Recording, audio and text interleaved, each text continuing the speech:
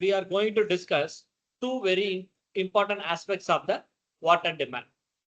The first one is the factors affecting per capita demand, and the second one is the variations in the water demand. Understanding these two components are essential for designing an efficient and reliable water supply system. First, the factors affecting per capita demand we will discuss in detail. Per capita demand is not a fixed value. It varies depending on several real world conditions. Let us discuss each factor one by one. First one is the size of the city. The size of the city plays a major role. In small towns, water demand is lower due to limited facilities. In larger cities, demand increases because of better living standards, more infrastructures, and higher expectations. So, as city size increases, per capita demand also generally increases. The next one is the climatic conditions. Climate directly affects the water usage. In hot regions, people consume more water for drinking, bathing, and cooling. In cold regions, water demand is comparatively lower. For example, cities in tropical regions like Chennai will have a higher demand than hill stations. The next one is the habits of the people. Lifestyle and habits significantly influences the water consumption. That is frequent bathing, use of washing machines, car washing, and gardening. All these activities increases the water demand. So higher living standards will lead to the higher per capita demand. Next one is the industrial and commercial activities. If a city has many industries, shops, and offices, water demand increases significantly. Even though this is not strictly domestic, it is included in the total demand. Industrial cities always have higher per capita demand values. The next one is the quality of the water supply. If water quality is good, people are more likely to use it freely. If the water quality is poor, people may restrict usage or depends upon the alternative sources. So better quality also leads to the higher consumption of the water. Then next one is the pressure in distribution system. This is very important technical factor. Higher pressure will leads to more flow and which will result in the more wastage. Whereas lower pressure will leads to limited supply of water, whereas the consumption also will get reduced. Hence, pressure must be optimally maintained. Then next one is the development of a sewerage system. When a proper sewerage system exists, people use more water, such as the flush toilets and that drainage system, these kind of things. Without sewerage, the water usage is limited. So you can understand that better sanitation infrastructure increases the demand. Then next, we are moving into the system of supply. There are two types of supply. One is a continuous supply system, whereas the next one is the intermittent water supply system. In continuous supply, water is available all the time. That is the higher usage. In intermittent supply, water is supplied for limited hours so that people store the water, which is results in the controlled usage of water. So system type also affects the consumption pattern. Then next is the cost of water. Economic factor also plays a role. You can understand that if water is cheaper or free, people tends to waste it. Whereas if the water is so costly, people use it carefully. So higher cost also results in the lower consumption. The next we are moving into the policy of metering and the charging. When proper metering is implemented, people are charged based on the usage. This will reduce the wastage also. Without metering, flat rates encourages the overuse of the water. So metering leads to efficient water use. Then we are moving into the second one, that is the variations in the water demand. Water demand is not constant throughout the time. It changes at different intervals. The first is the hourly variation. Within a single day, water demand varies significantly. That is, peak demand in the morning due to bathing and cooking, whereas moderate during the day.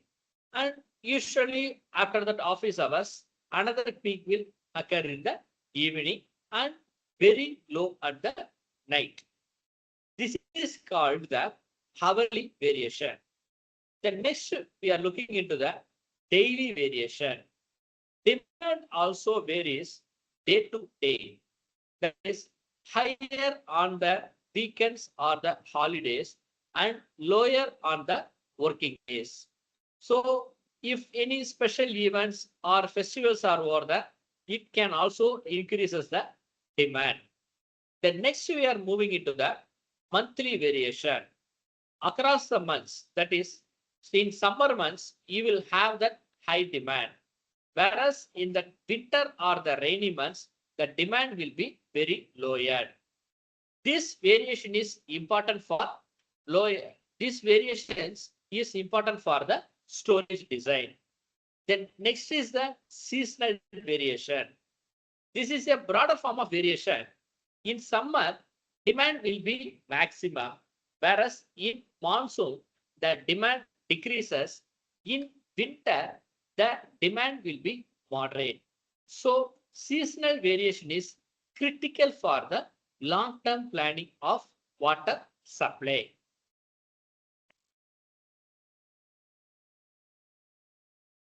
We are going to discuss a very important concept in water supply engineering, that is the peak demand.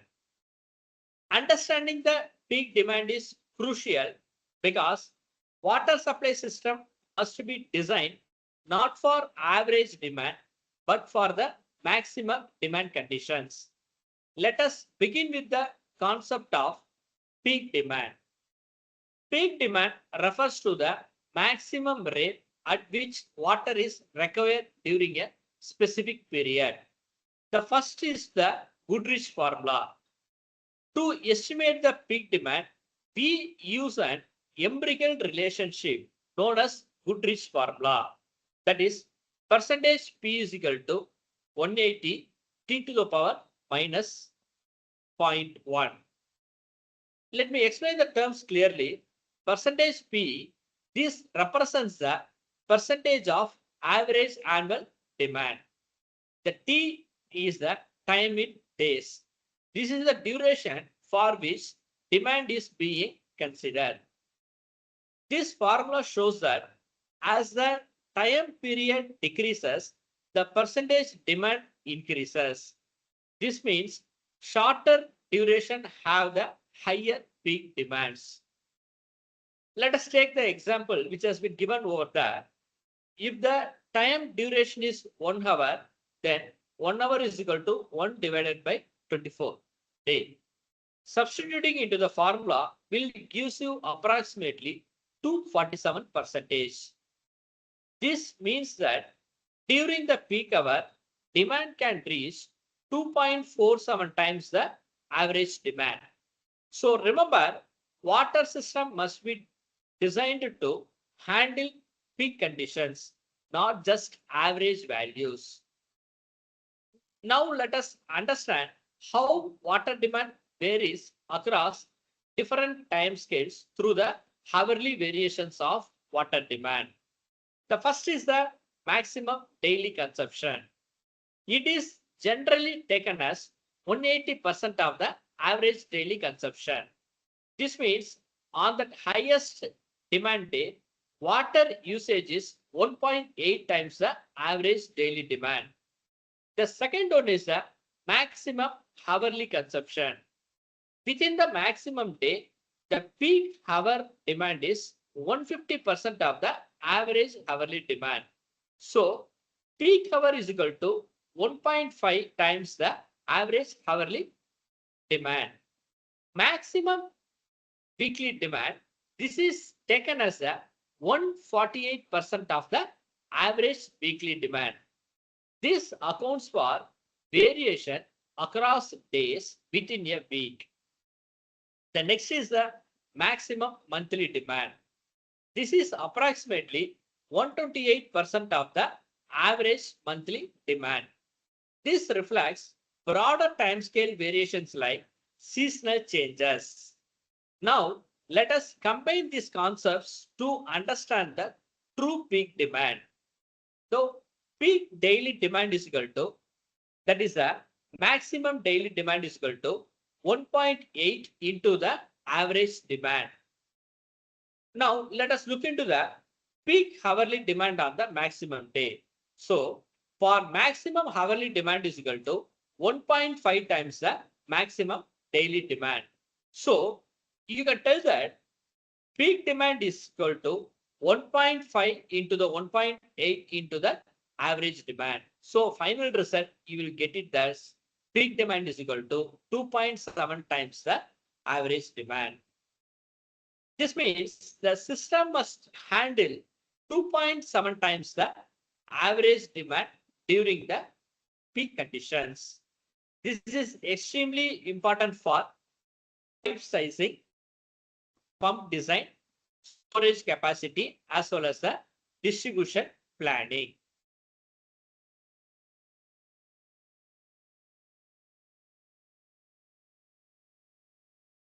Now, let us move to the next definition of population forecasting. The population forecasting means estimating the future population of a city using current data and the suitable methods.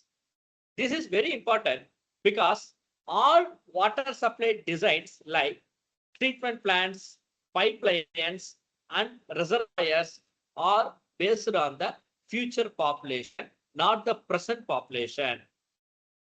If we underestimate the population, water supply will become insufficient in the future. If we overestimate, the system becomes costly and uneconomical. So, accurate population forecasting is essential for efficient and sustainable design. Population growth is mainly influenced by three key factors. The first one is the birth rate is the number of people being added. The next one is the death rate is the number of people lost their lives. The next one is the migration. Migration is the people moving in or out of a city. Among these, migration often plays a major role in urban areas. There are certain methods available to estimate the future population. In this, we will study the following methods: arithmetic increase method, geometric increase method, incremental increase method, decreasing rate method, simple graphical method, comparative graphical method, master plan method, apportionment method, logistic curve method. Each method has its own assumptions, advantages, and applications.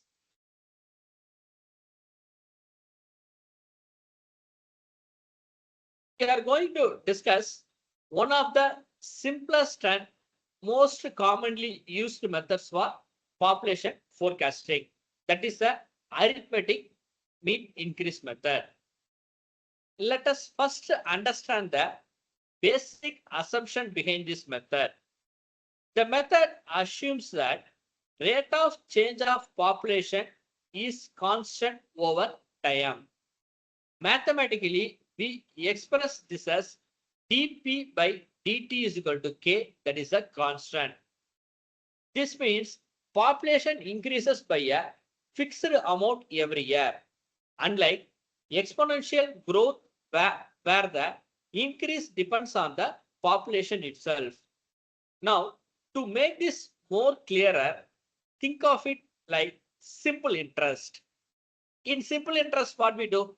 The interest added every year is constant. Similarly, in this method, the population increases per time, period remains a constant. That's why here it mentioned that this method is analog to the simple rate of interest.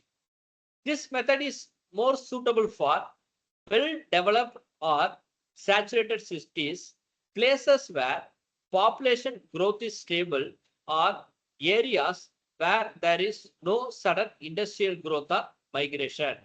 For example, you can take it as a old towns or regions with limited economic expansion. Now we will look into the mathematical derivations. Let us move step by step through the equations shown. We start with dp is equal to k times the dt. Now integrating on the both the sides will gives you p2 minus p1 is equal to k to the t2 minus t1. We denote it as t2 minus t1 as del t. Okay, so that equation becomes p2 minus p1 is equal to k into del t. Rearranging this, we will get it as p2 equal to p1 plus k del t. In general form, we are now expressing this in terms of decades or time intervals. We will write it as pn is equal to p naught k into del t, or more practically you can write it as a pn is equal to p naught plus n into x. Okay, where the pn is nothing but population after n decades. P naught is the present population, where n is the number of decades, where x is the average population increase per decade. Okay. Now we can interpret from this equation in simple means future population is equal to present population plus the constant increase into number of periods, that is a decades. This is the linear growth model.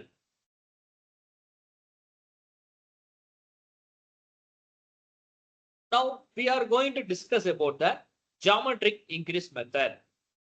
Let us begin with the basic idea.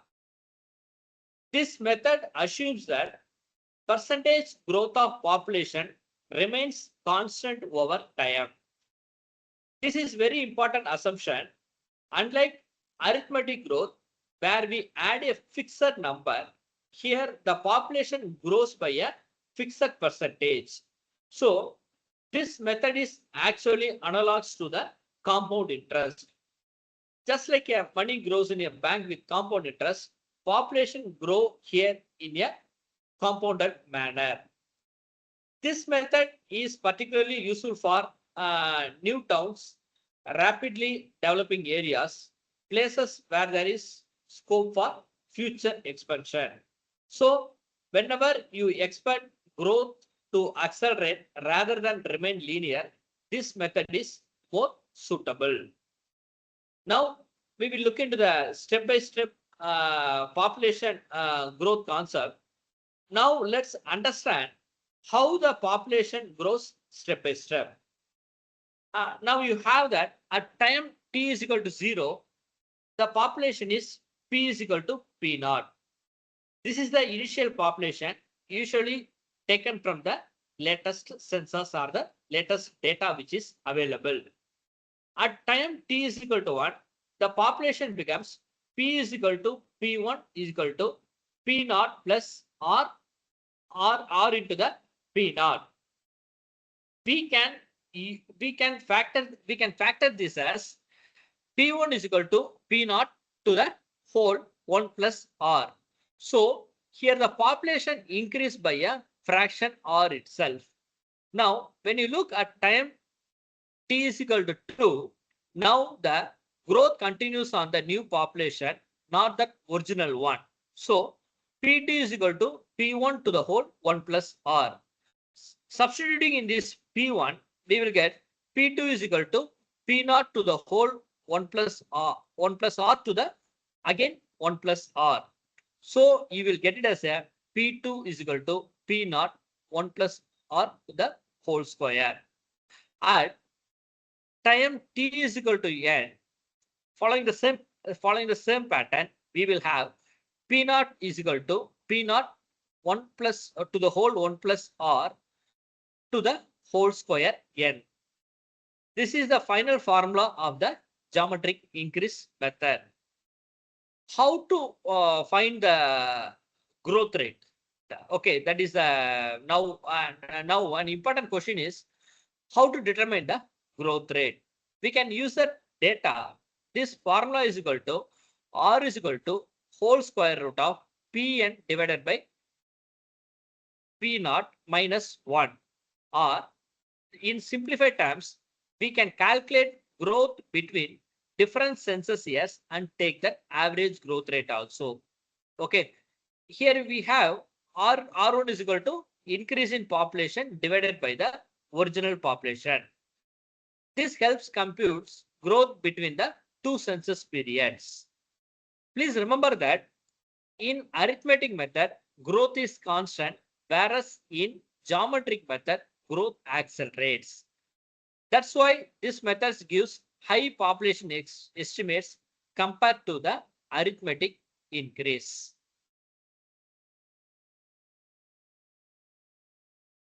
We are going to study two important population forecasting method in these slides.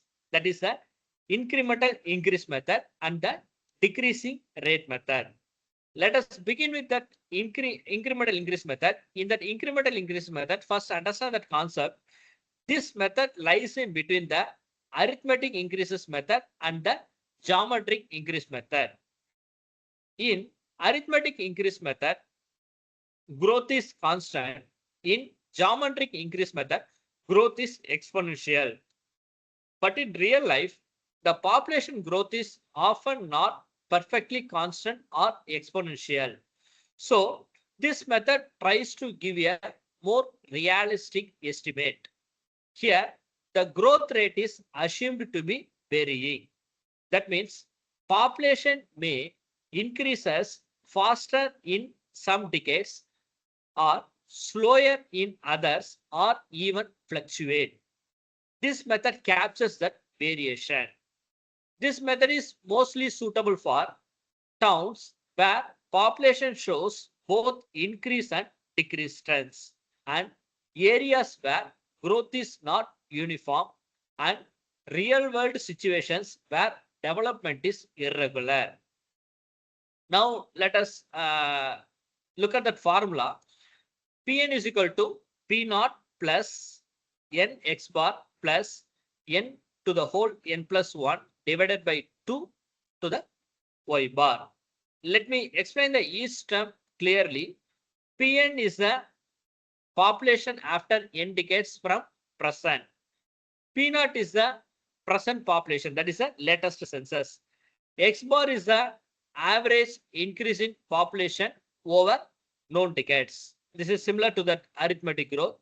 Y bar is the average incremental increase. This represents how much the increase itself is changing. Here, very important is that X bar, that is that average of increases, and the Y bar, average of change in increases. Okay, that is the, let me simplify this. P naught is the starting population, whereas the second term NX bar is the normal growth. The third term, n to the whole n plus 1 divided by 2, Y bar is the adjustment factor. This third term accounts for acceleration or deacceleration in the growth. When you compare to that arithmetic method, gives the lower may give the lower estimate, whereas the geometric method have the chances of giving that higher estimate. Incremental method gives a balanced value. Okay.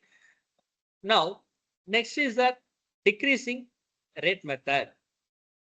This method is used when the percentage growth rate is decreasing over time. This happens in developed city, saturated urban areas, or where places with limited resources or spaces. Average decrease in the percentage increase. So instead of assuming constant growth, we can assume that growth rate itself is reducing gradually.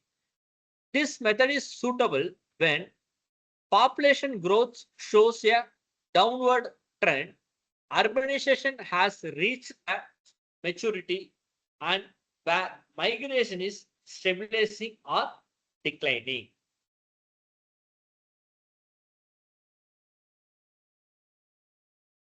Next, we will move into the simple graphical method. This is one of the simplest method. In this method, we plot a graph between time and the population using the past census data. Then we extend the curve smoothly to estimate the future population. In that x-axis is the time over the years or the decades, whereas the y-axis will give you the population. We will plot all known data points. After that, we draw a smooth curve passing through the points, which extend the curve into the future data which is required.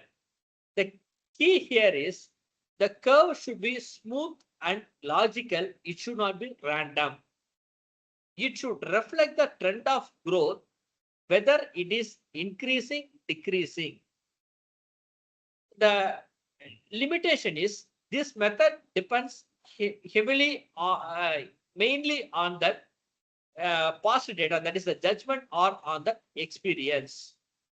So the two people may draw slightly the different curves is also possible over here. If your population is increasing steadily, the curve will slope upward. If the growth is slowing, the curves becomes a flatter also. Comparative graphical method. Now let us move to a advanced graphical approach. Here in this method, we compare the city we under study with the similar city. This city should have similar size, similar growth pattern, similar economic or geographic conditions. Here we will plot the population versus time for the study city or one or more similar city which is similar to the similar to the study city. Then compare their growth trends graphically. We assume that our city will follow a similar growth pattern as the developed city. This method is based on the real world comparison, not just the formulas. So it is very useful when data is limited, but similar city data is available. The example here is, if a small town today is similar to what Chennai was 30 years ago, we can use the Chennai's growth curve to predict the town's future. Now let us move on to the planning based method, which is very most important in the urban development. That is a master plan method or the zoning method. The basic idea in this method is the city will be divided into the different zones. Based on the land use, it will be divided into residential, commercial, or the industrial. First, we will prepare a master plan. In that, we will divide the total area into zones. We will estimate the population for each zone separately. Then we will add them to get a total population. The key concept, that is, population is in this, the key concept in this method, the population is estimated based on the land use and planning, not just the past data. This is mainly important because different zones have different population densities. Residential areas will have the higher population, whereas that industrial areas will have the lower residential population. This method is widely used in urban planning, smart city development, government planning projects. Now, next, let us discuss the ratio method. Okay, that is an apportionment method. The basic idea in this method is it is based on the population proportion.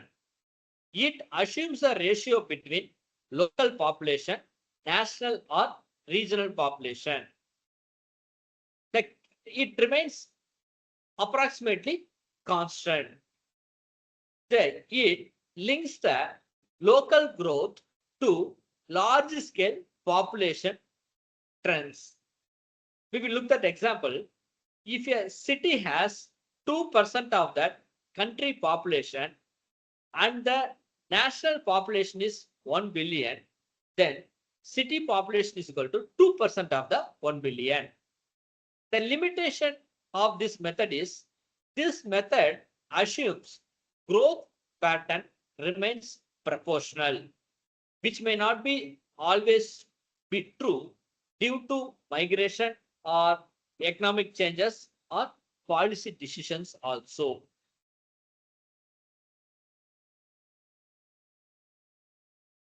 We are going to study on one of the most realistic and widely used population forecasting method known as the logistic curve method. Let me discuss with the simple question. If we ask whether the population grow forever at the same rate, obviously all will have the answer no. In reality, the resources are limited in the defined area and land is limited and infrastructure is also limited. So population growth cannot continue indefinitely at a higher rate. This method assumes that population growth starts rapidly, then slows down and finally stabilizes. This creates an S-shaped curve, also called a sigmoidal curve. Now, let us understand the diagram shown over here. In the x-axis, we are having the time. In the y-axis, we are having the population. The curve you see is that S shape. And that means at the stage 1, initial growth, we are having slower growth. At the beginning, the population is small, growth is slow. This is because development is low and that facilities are limited. This region is shown at the lower part of the curve where you can observe that from the diagram. In the stage 2, that is that exponential, that is that rapid growth, which is that exponential phase. As the time progresses, the development increases, facilities improve, and migration might also increase. Now, population grows very rapidly. This part resembles the geometric growth. Next, we are moving to the stage 3, that is the point of inflection. At the middle of the curve, we have an important point, that is point of inflection. This is where growth rate is maximum. After this point, growth rate starts slowing down. The next stage is the retardation phase, that is slowing growth. After that inflection point, resources become limited. The space becomes scarce, whereas the growth rate decreases. That is the stage 5, which is the saturation level. Finally, the curve approaches a horizontal line. This is referred to as the saturation population. At this stage, population becomes almost constant. Growth rate becomes nearly zero. Now we will have that important observation over here. This is very important. Logistic method is more realistic than the geometric method because it considers the limiting factors. Also, it reflects the real life urban growth behavior. This method is best suited for large cities, developed urban areas, and regions approaching the saturation.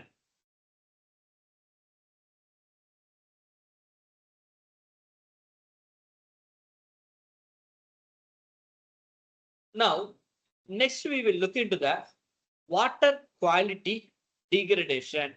It refers to the deterioration of the physical, chemical, and biological characteristics of water, making it unsuitable for human use, aquatic life, and ecological balance.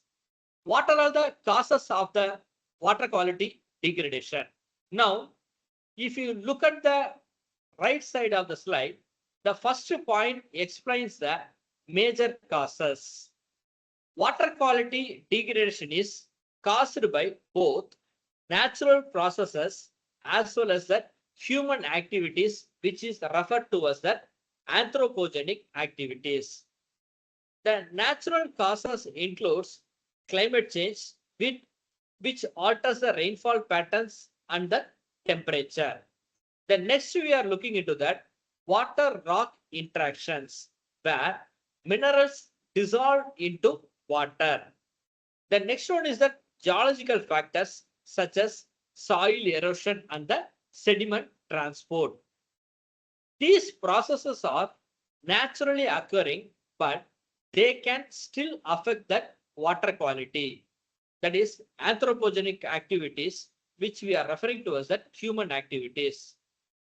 In this, major contribution includes urbanization, agriculture, industrial discharge, and improper wasteland. These activities include a large number of pollutants into water bodies. That is surface water contamination. Now, focusing on the second point, surface water contamination, it will especially in the rivers and the streams, which is mainly due to urban runoff, agricultural runoff, industrial effluents. For example, fertilizers from farms wash into the rivers.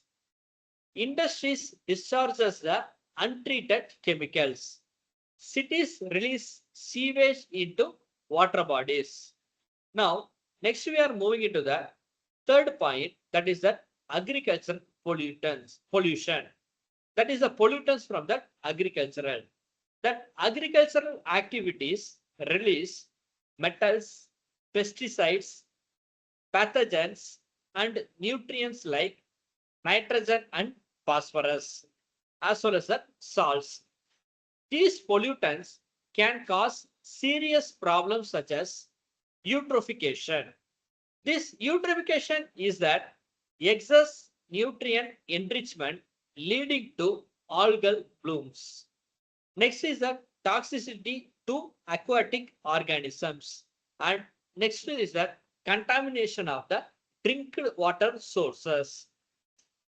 Now moving to the next point, urban and the waste related pollution. In urban areas, major pollution source includes untreated and partially treated sewage and construction site as well as solids and liquid waste disposal.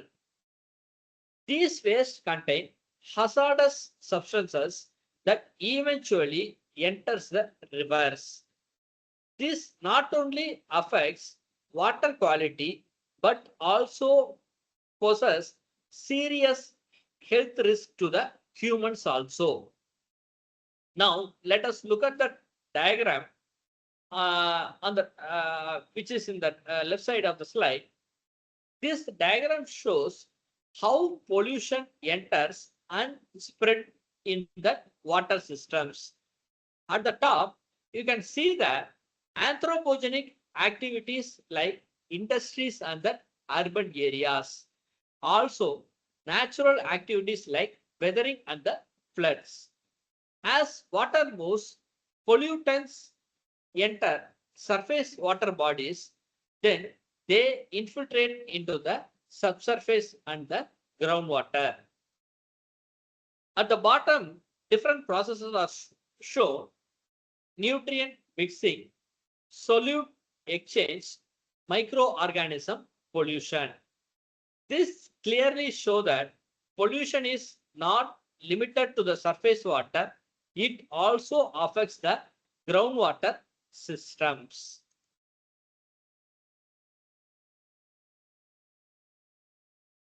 Now, let us begin by understanding that inorganic pollutants. When we look into the definition of the inorganic pollutants are the non-carbon based substances present in the water, which includes heavy metals, salts, minerals. Some of the most significant inorganic substances commonly found in water are nitrogen compounds, fluoride, heavy metals such as iron, arsenic, chromium, etc. The sources of that inorganic pollutants are, they mainly come from both natural sources as well as the human activities. The natural sources includes arsenic, fluoride, and iron are often geogenic sources, meaning that it comes from the geological formations. These dissolved into groundwater through water rock interaction. When you look into the human activities, these nitrates and some heavy metals are mainly due to the poor wastewater management as well as the agriculture practices. In agriculture practices, we are following that, we are applying fertilizers and pesticides into that, which contributes to this pollution. Also due to the industrial discharge. So we can understand from this slide, both natural and human activities contribute, both in which the human impact is more severe. When the groundwater contamination in many regions of the world, include India, groundwater contains high levels of the toxic substances such as heavy metals, fluorides, and the nitrate. This often exceeds the permissible limits, making that water unsafe for drinking, harmful to human health. For example, excess fluoride causes dental and skeletal fluorosis. High nitrate levels can cause blue baby syndrome also. The common heavy metals in waste water includes arsenic, copper, chromium, mercury, nickel, as well as zinc. These are mainly released from industrial wastewater, manufacturing processes, as well as due to the mining activities. Now, the impact of these inorganic pollutants, that is on the environmental health impact, it is very severe. It affects the atmosphere, lithosphere, as that is a soil, as well as the hydrosphere, that is the water bodies. For living organisms, they can cause abnormal growth as well as high risk of cancers, diabetes, obesity, and damage to the human organs. So, these pollutants are not just environmental issues, they are also public health concerns. The link between inorganic and organic pollution, that is very important, it has to be understood. Even though we are discussing inorganic pollutants, they can lead to that organic pollutants. When water bodies accumulate nutrients like nitrogen, phosphorus, they promote excessive growth of algae and microorganisms, which leads to the eutrophication. This results in oxygen depletion, death of aquatic life, and degradation of the water quality.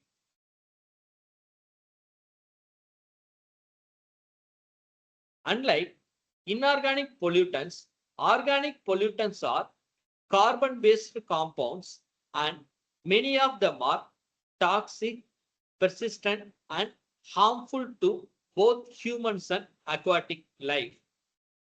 Today, we will focus on these three major types: pesticides and herbicides, petroleum hydrocarbons, and volatile organic compounds or VOCs.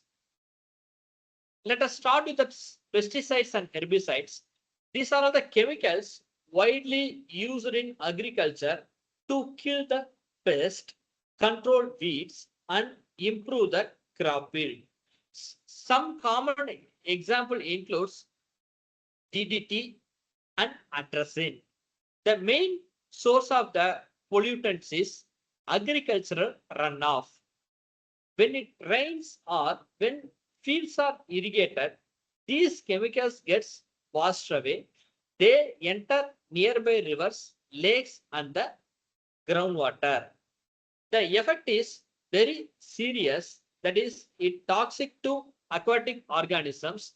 They accumulate in organisms over time, which is referred to as the bioaccumulation. They move down through the food chain, which is referred to as the biomagnification. Additionally, they can cause endocrine disruption, meaning they interfere with the hormonal systems in humans as well as the animals. Next, we will move into the petroleum hydrocarbons. These include substances like oil, diesel, and benzene. The major sources are oil spills, fuel leaks, industrial discharge. For example, leakage from the pipeline or accident spills in the oceans. The effects, that is, the impacts are quite visible and harmful. They form a layer on the water surfaces, preventing oxygen transfer. This leads to the suffocation of the aquatic life. Many of these compounds are carcinogenic, meaning they can cause cancer also. They also persist in that environment for a long time, causing long time damage. Now let us discuss that volatile organic compounds, which we are referring to as the VOCs. These are the organic chemicals that easily evaporate into the atmosphere but can also dissolve in water. Then examples you can include chloroform, carbon tetrachloride. The main sources are industrial solvents, dry cleaning operations, paint thinners, and chemical industries. The effects are especially dangerous here. They cause groundwater contamination. Many VOCs are toxic to human health. Long-term exposure can lead to cancer, liver damage, and other organ-related diseases also. So, if we look at all these three categories together, the organic pollutants originate mainly from agriculture and industries, which are often toxic and persistent. It can affect both aquatic systems and the human health. Now, we will discuss about that water quality index in the next session. Thank you.